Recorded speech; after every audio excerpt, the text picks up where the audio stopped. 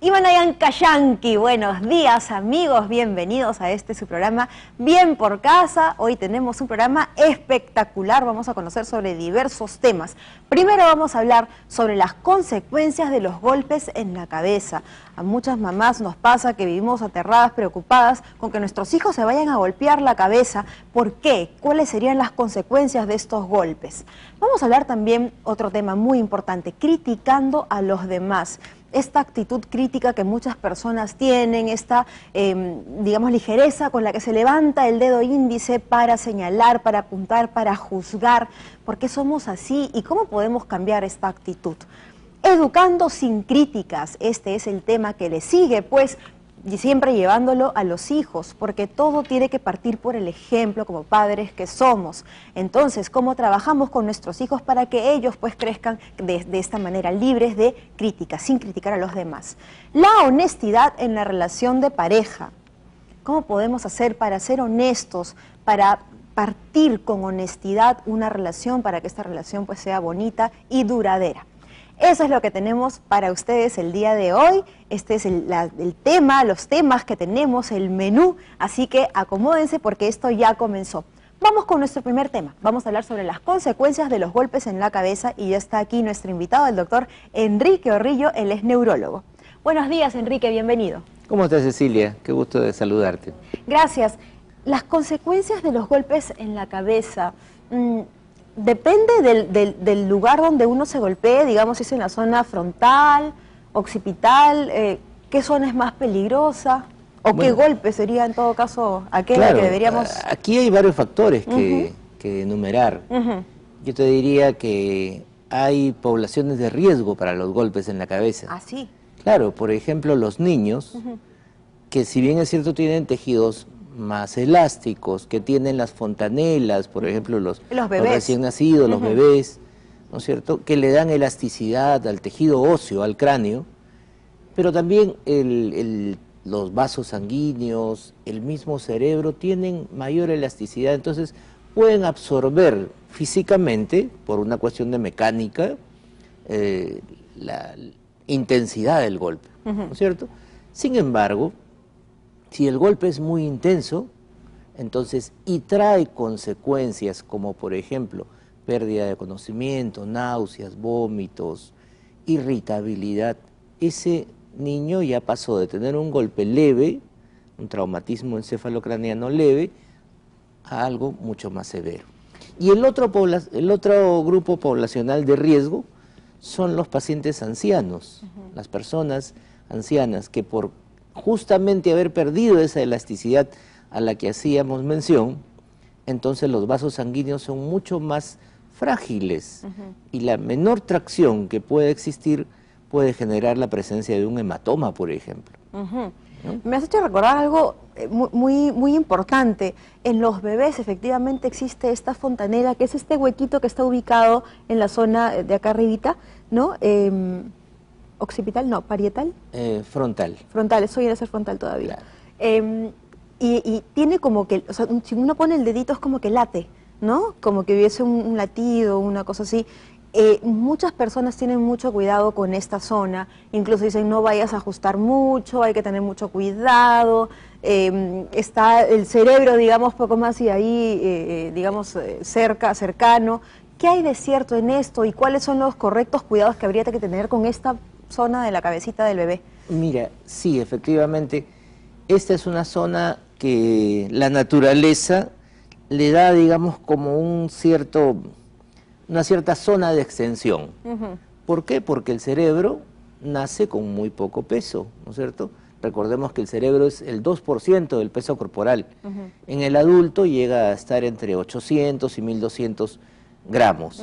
Bien, pero el niño que nace con 3 kilos tendrá pues mucho menos cerebro, entonces tiene que ir creciendo en la medida que también este niño, este individuo va creciendo hasta alcanzar su maduración. Muy bien, eso es la razón de la presencia de las fontanelas. Bien, ¿Qué es lo que pasa de la fontanela? Primero que nada hay piel, o sea, no está expuesto el cerebro, ¿no? Hay piel, hay un tejido que va a ser la base del futuro hueso cuando eso se osifique, luego están las meninges, luego está el líquido cefalorraquídeo y muy interiormente está el cerebro.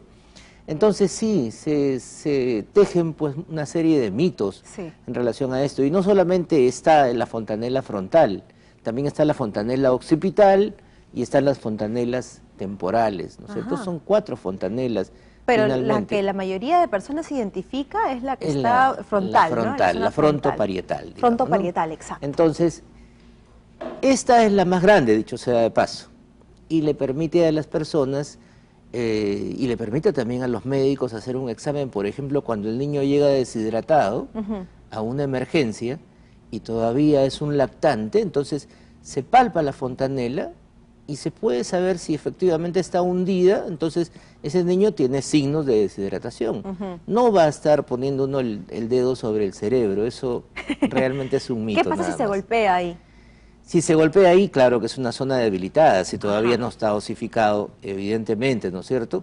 Tendría que ser un golpe que incida exactamente sobre esa zona, ¿no?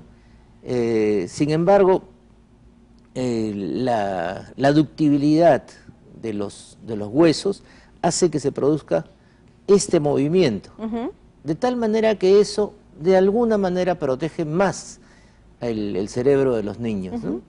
Otras cosas que también pueden ser mitos, ¿no? Pero que las mamás siempre comentan, o las abuelitas, es cuidado con los golpes en esta zona, en la zona occipital, ¿no? Que son más peligrosos, dice, que la zona frontal. ¿Qué hay de cierto en esto?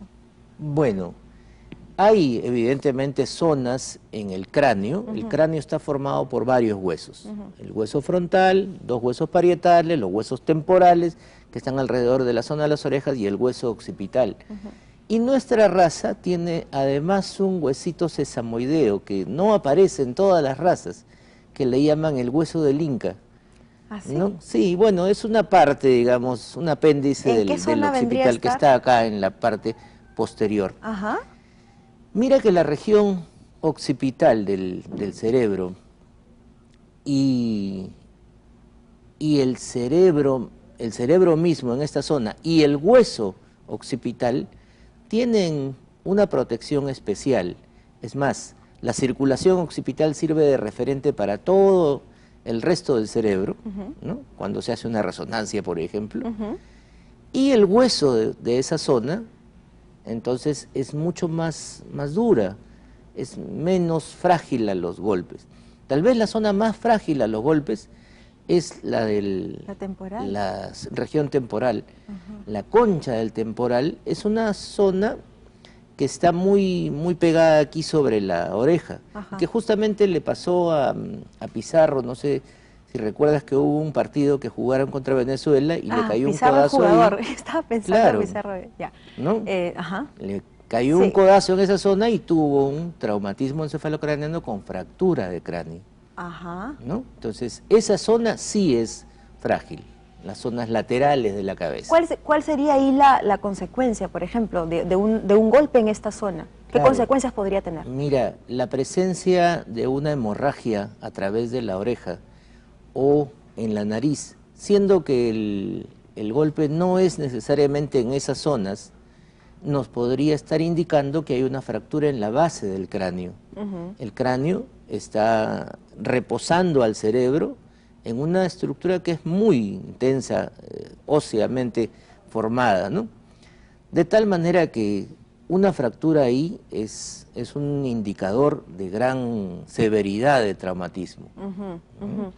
Ahora, ¿qué hacer frente a un golpe de cabeza? Si estamos en casa, en el colegio, ¿no? Con niños sobre todo, que son tan propensos a golpearse, ¿cuál debe ser la primera reacción o qué es lo primero que debemos observar antes de llevarlo a un centro médico? ¿Qué es lo que debemos hacer? Buena pregunta me haces.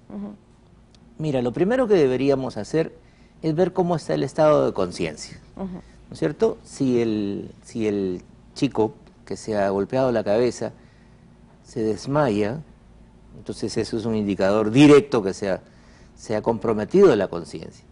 Pero si no se desmaya y está, entre comillas, como atontado, para que sea más fácilmente comprensible, entonces, y le preguntamos su nombre, y él nos responde adecuadamente, sí, probablemente está contusionado, pero no ha perdido estrictamente la conciencia, ¿no?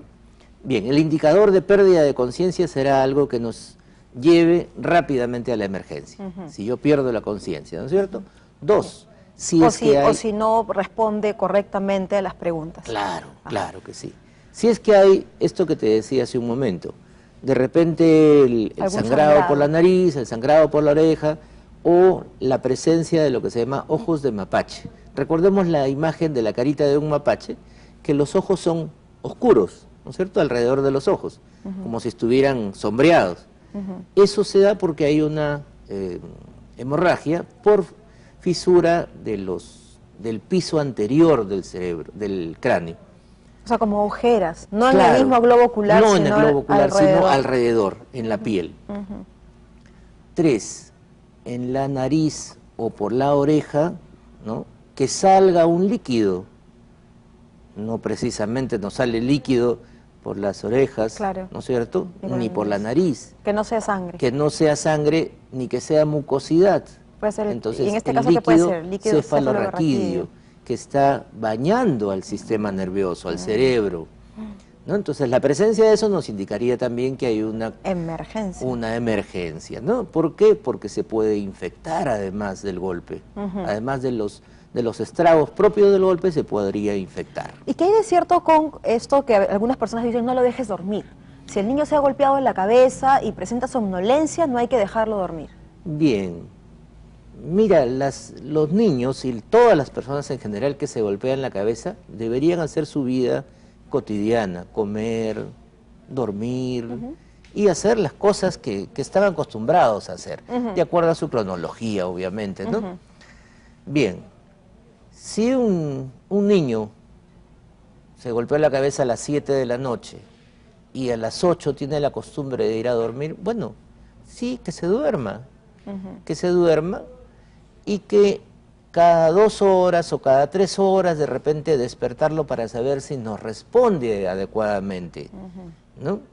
Entonces, no podemos también someterlo después del golpe, después de todo el impacto que eso ha generado, no solo físicamente, sino emotivamente, porque el chico va a llorar, va a moverse más de lo que habitualmente hacía, de repente no va a comer, va a estar extenuado, tiene que dormir, ¿no? Entonces, despertarlo gradualmente durante un periodo, cada 2 o 3 horas, para ver si responde adecuadamente. Claro que sí. ¿No? No lo podemos tampoco someter a extremos, pues, ¿no? Claro que sí, Enrique. Más que agradecerte, muchísimas gracias. Ese tema realmente es muy importante y, como dije en un principio, a muchas madres nos preocupa muchísimo de sobremanera, ¿no? Le damos mucha importancia a esta zona del cuerpo que es la cabeza, entonces es importante saber las consecuencias de los golpes. Gracias. Claro que sí, gracias. Muchas gracias. Nos vamos a un corte nosotros y al regresar vamos a hablar sobre las críticas, criticando a los demás. ¿Por qué tenemos esta actitud y cómo podemos cambiar? Con esto volvemos.